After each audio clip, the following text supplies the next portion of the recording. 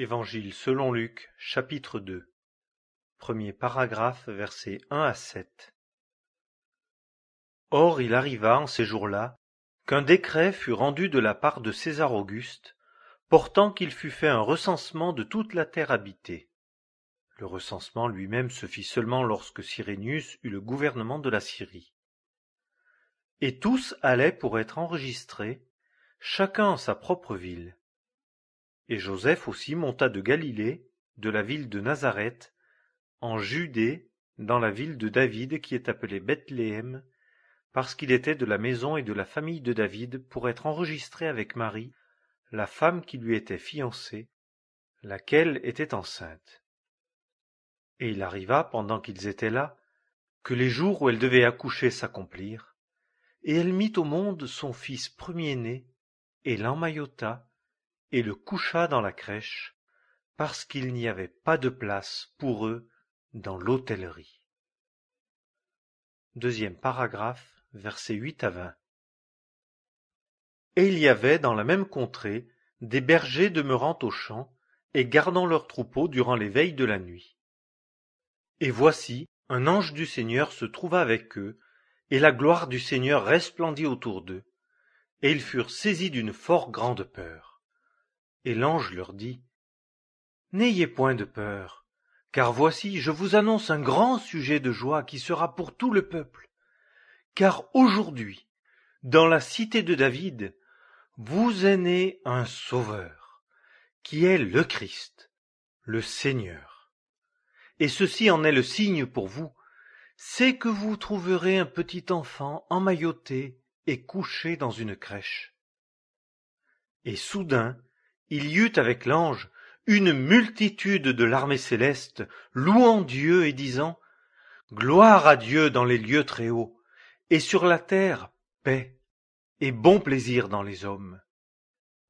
Et il arriva, lorsque les anges s'en furent allés d'avec eux au ciel, que les bergers dirent entre eux: Allons donc jusqu'à Bethléem, et voyons cette chose qui est arrivée, que le Seigneur nous a fait connaître.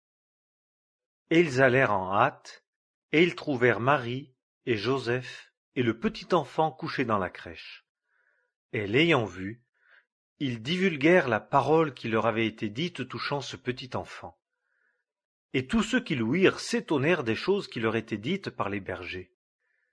Et Marie gardait toutes ces choses par devers elle, les repassant dans son cœur. Et les bergers s'en retournèrent, glorifiant et louant Dieu de toutes les choses qu'ils avaient entendues et vues, selon qu'il leur en avait été parlé. Troisième paragraphe, verset 21. Et quand 8 jours furent accomplis pour le circoncire, son nom fut appelé Jésus, nom duquel il avait été appelé par l'ange avant qu'il fût conçu dans le ventre. Quatrième paragraphe, versets 22 à 24.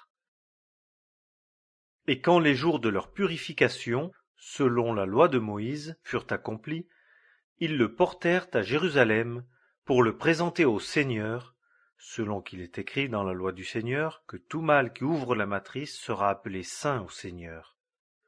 Et pour offrir un sacrifice, selon ce qui est prescrit dans la loi du Seigneur, une paire de tourterelles ou 2 jeunes colombes.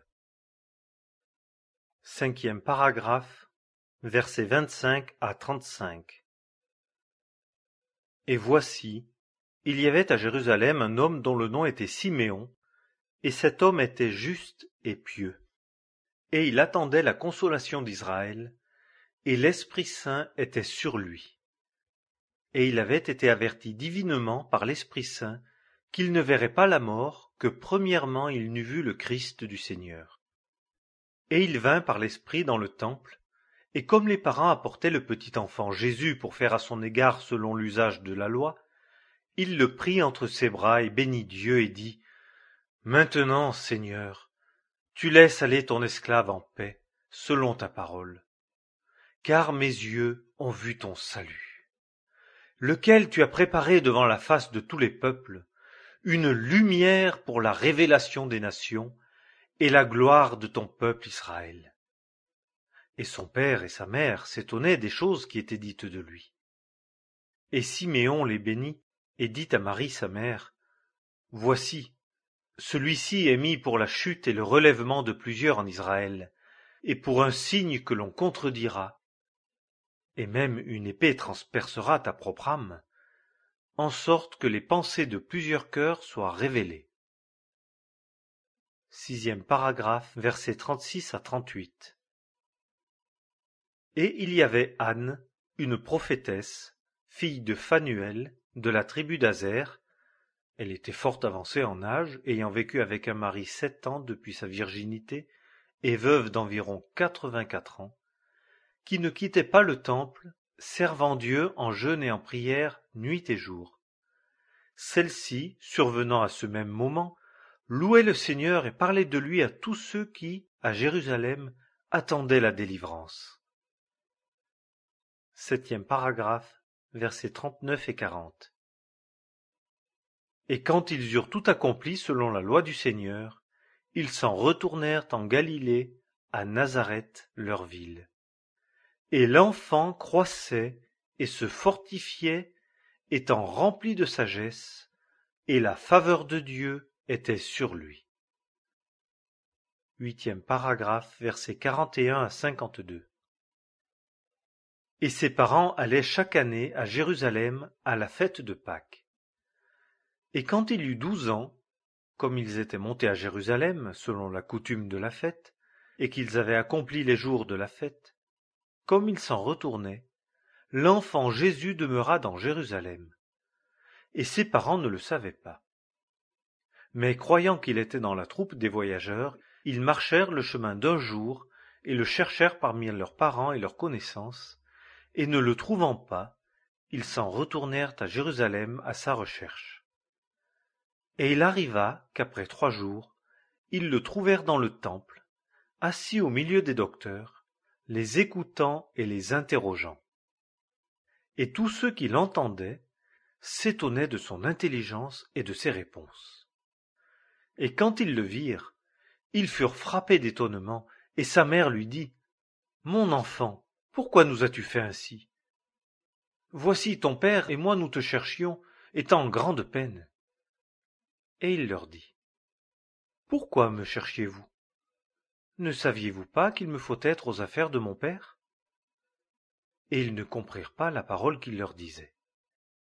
Et il descendit avec eux et vint à Nazareth, et leur était soumis. Et sa mère conservait toutes ces paroles dans son cœur. Et Jésus avançait en sagesse et en stature et en faveur auprès de Dieu et des hommes.